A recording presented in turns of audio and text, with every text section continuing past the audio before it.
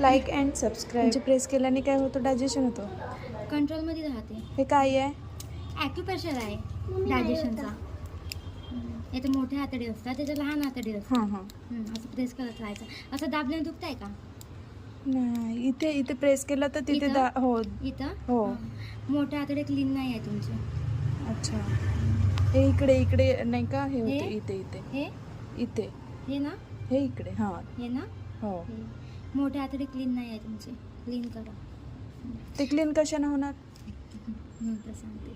मानेची नस वगैरे लागली ना, तर इथं प्रेस करायचं. अच्छा. हो, लागतो माझी मानेची नस. मानेची नस लागते. हां. आणि बाळून आल्यावर डोकं वगैरे दुखला ना, तर हां. इथं प्रेस करायचं. त्याच्याने काय होतं? कंट्रोलमध्ये राहत, लवकर दुखत नाही. अच्छा, डोकं दुखत नाही. आणि घरी कोणाला बीपी शुगर असेल ना, हां. तर शुगरसाठी येतं पॉईंट असते आणि बीपी साठी येतं असते. अच्छा. आणि बीपी मुळे नाही का हार्टची लगेचच प्रॉब्लेम होते, हार्ट हो अटॅक वगैरे. हो. हार्टसाठी मदत असते. इथे प्रेस केल्याने म्हणजे कंट्रोलमध्ये कंट्रोलमध्ये हां. राहते. लवकर काही किती होणार नाही. दिवसातून वगैरे असं काही करायचं? नेमकी करायचं. अच्छा. हां.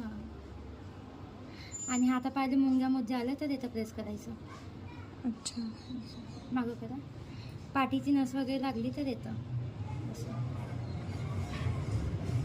आणि गुडघे दुखले तर येतं. हो का? माझे पाय खूप दुखतात. कटकटची आवाज येते का?